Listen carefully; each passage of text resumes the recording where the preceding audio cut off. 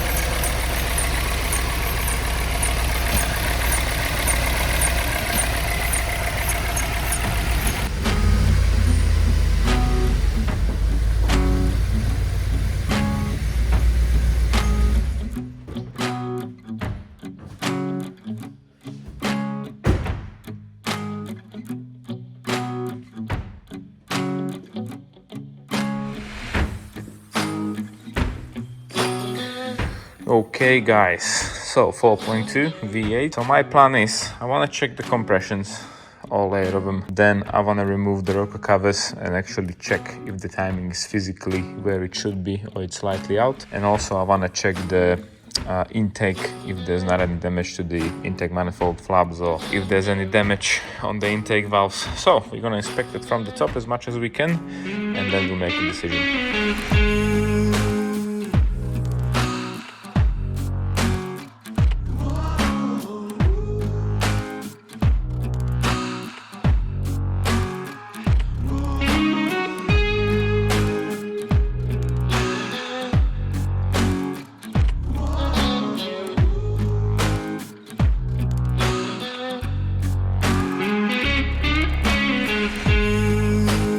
Okay, so the spark plug's out now, and basically bang number 1, which is the driver's side, the spark plugs are completely wet from fuel. And from the bank 2 passenger side, unfortunately there was an oil on cylinder number 6 and 7, so I don't know what to expect now. But anyways, we have to check the compressions. That will be result number 1. And if the compression will be low, which might be caused by the incorrect timing, I definitely want to remove the air intake and check what's going on. But let's do the compression test and then we will see.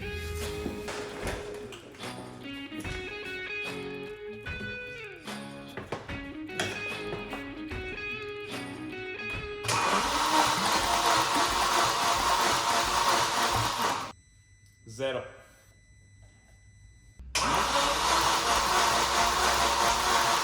Zero.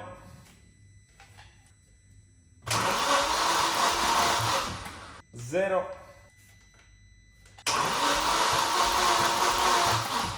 Zero.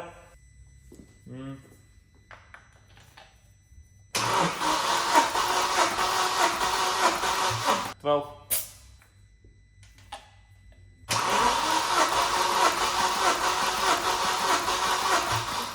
12.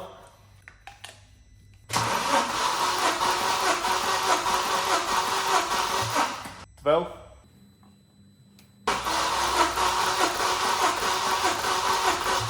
12.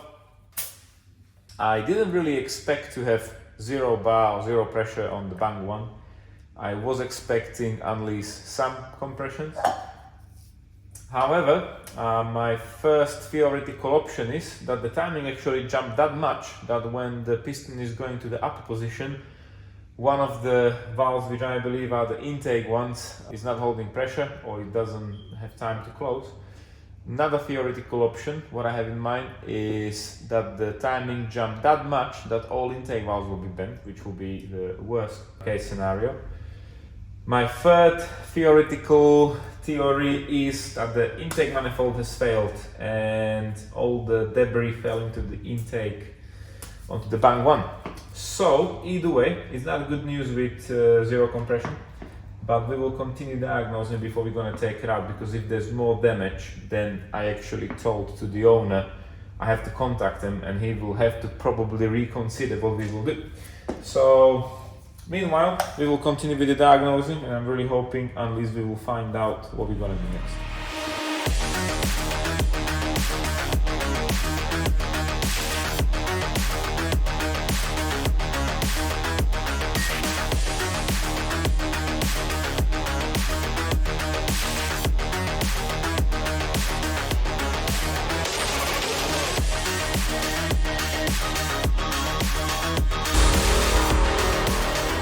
Okay, so I did remove the rocker covers and I did manage to put it into the timing on bank 2.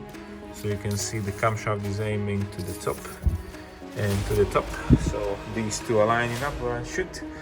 And unfortunately on the bank 1, so the exhaust one is lining towards the top, but the intake is nowhere near. I don't see any broken rocker arms, so that is at least telling us that probably nothing serious happened down there internally. But anyways, I will remove the intake manifold just in case, and I want to check what's going on underneath and if the intake valves are not bent at all.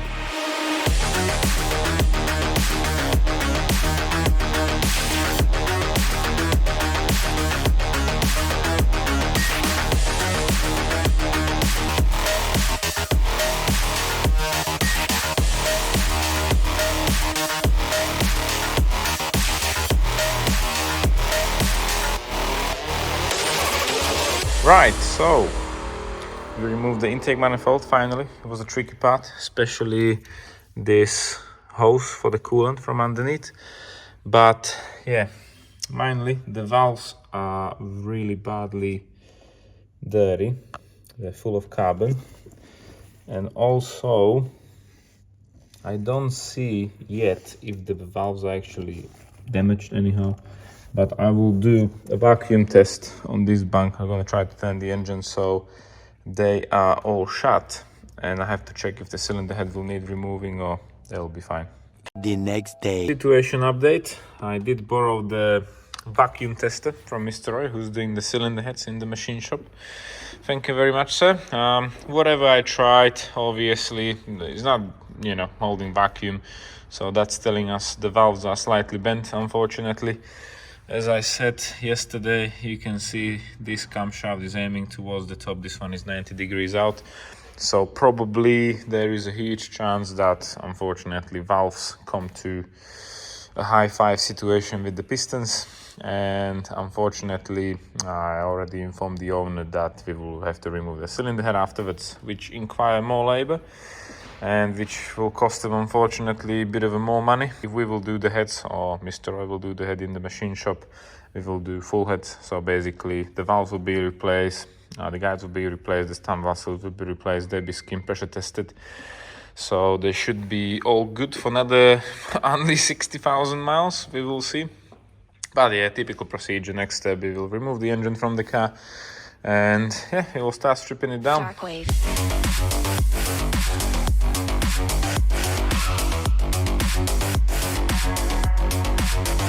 Break it down.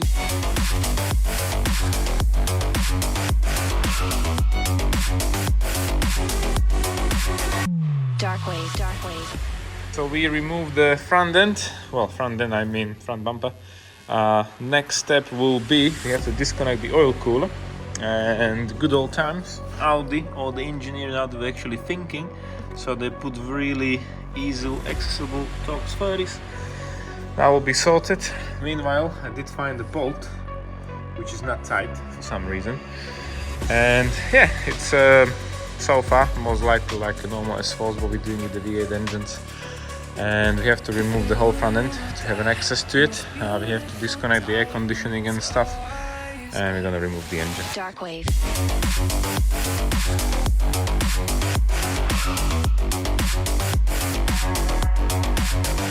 Break it down.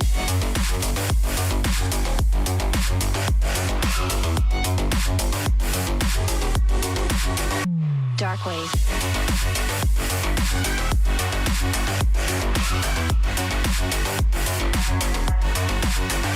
Break it down.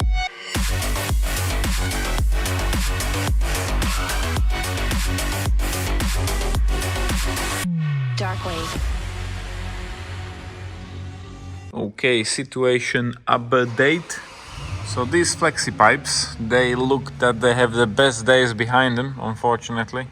This one have a bit of an impact with something. Maybe it happened when it went on the trailer, off the trailer, nobody knows, but I suggest this will need replacing. Also, the suspension arms, they don't really good in the best condition. The brakes and pads, they'll be fine. But the suspension arms, especially in here, you can tell the top ones will need doing, unleash the bottom ones. I can't see them very well, but we will see them in a minute. So we will make a decision on that. Also, I did notice the whole thing is done a bit different way because of the dump pipes and the different lambda positions and so on and so on. So all the cables and wires and connectors are on the top of the gearbox here. Also, I did notice it's absolutely pain to actually bleed the clutch somehow. So I'm not sure what we're gonna do with that, but it will need doing at some point.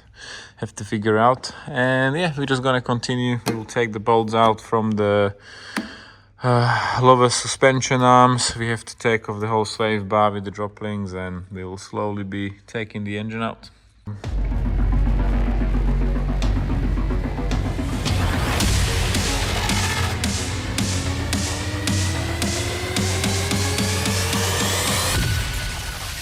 Dark wave.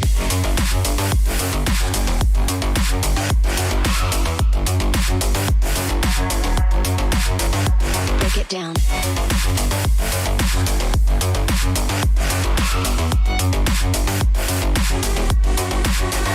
Dark wave.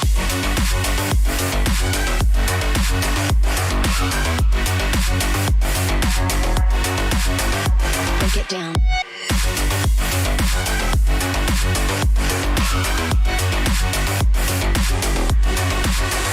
Dark wave.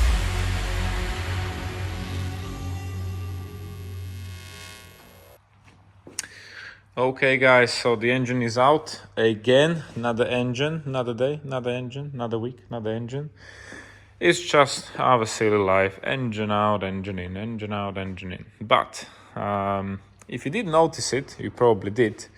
If you remember all the S4's engines when we taken them out, they're just completely covered with oil. So I must say, for over 12, 13-year-old car, it's in really good condition when it comes to oil leaks. There's absolutely none oil leaks, as you can probably tell. However, I did manage to find some things what will need doing, like the clamp for the exhaust. That will be like 1 winter later and the clamp will be gone. Also, I can't imagine to work on this bit where the lambda sensors are. Like, why? Yeah, the excess is terrible. Full, yeah. So I'm really hoping I will never have to replace the lambda on an RS4 B7. That's for sure. My next step will be put the list down what needs replacing additional again. So this front mount, seen some better times again, so that's 3 to 1, it will snap. This water pump is not leaking, but it's there since 2006, so I'm assuming this car is 2006. So that will be probably the next prevention where I will call to the owner. And I think pretty much that's it. Oh, and the PCV was oily, so I reckon the PCV will need replacing. And as you can tell, the exhaust manifold from the BBK engine, which is in the S4, this is completely different manifold. Of course, it's done like this because of the power output. And you can probably also tell how they redo it in the B8 model, which was the 4.2 after this in the RS models. The manifold is completely different on those ones, and there's a big catalytic converter behind there. And basically both of them are FSI engines, but you can just see from the back especially how they actually redesigned the whole thing. So it's like same, but different. Oh yes, I almost forgot the flexi pipes. Yeah, we have to tell the owner about the flexi pipes. But yeah, other than that, the engine pretty much clean. The next step will be tomorrow, unfortunately, because it's 10 in the evening. So I'll be going home, get some sleep unleashed. Tomorrow the plan is remove the cylinder heads, see what's the damage underneath. I'm really hoping it won't be anything serious. And yeah, pretty much speak with the owner, order some parts, loads of parts, and drop the cylinder heads off to the machine shop. That will be the priority for tomorrow. The next day. And here we are, next day. I already have my morning coffee, so I'm ready to go. Doggo is here. Ta-da. Hello. So yeah, we will continue. I'm gonna remove the loom with the ECUs, drop the exhaust. You have to get the cylinder heads, see what's going on underneath, and if that will be sort of savable, we will drop off the gearbox afterwards. So that's the plan.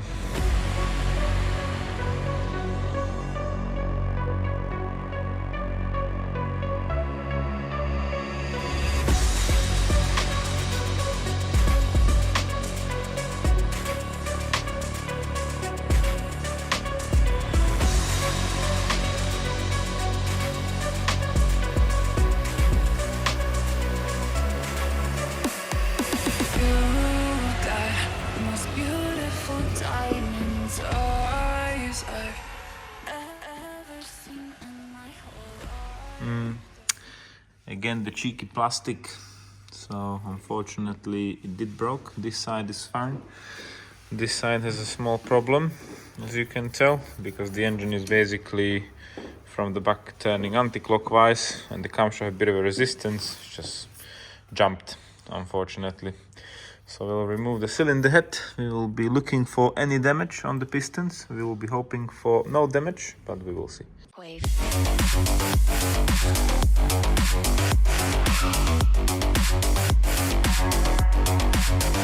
Break it down.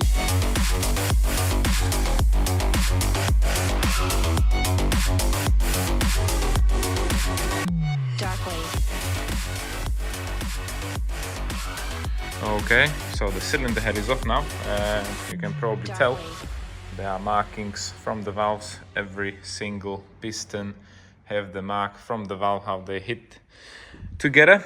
Also, the big hit was on the cylinder head, as you can tell. So unfortunately the inlet valves will be replaced. There's a broken plastic still from the top slider which was sitting in there. Well, unfortunately I will have to clean up the pistons eventually to have a look, but I don't think they will be damaged. I don't think so, but we will check them. I will continue stripping the other cylinder head off because we have to drop into the machine shop. They'll be like fully done, stamp valve seal, guides, valves, everything. I will have to price up for this, well, whatever left from the RS4, all the extra bits, because the base timing chain job was £4,000, and basically the cylinder heads are extra job. We need a PCV valve, engine mount, and loads of small bits. So I will price it up, speak with the owner, what he say, if you want to actually do everything or what's the situation like. And I'll continue stripping and I'll get back to you when I know all the prices.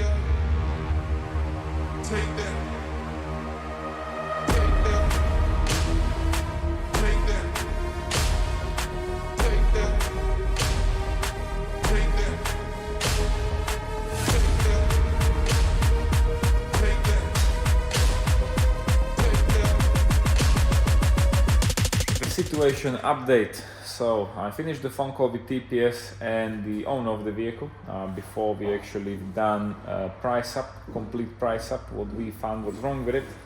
I did spoke with the owner of the vehicle and I did ask him if he actually wants to just repair the necessary stuff and put it back in and the car will be drivable, the engine will be running and everything, or he wants to put it in a condition where everything will be done for couple of years. He was on the beginning like, yeah, get everything done, just let me know. So I did price up everything, which means engine mount, water pump, the thermostat, PCV hose, do the exhaust, full timing chain kit, 2 cylinder heads fully done, all the gaskets, new head gaskets, injector repair kit, suspension arms, and kill me for another 5 million things. And that comes to, with labor, almost £10,000.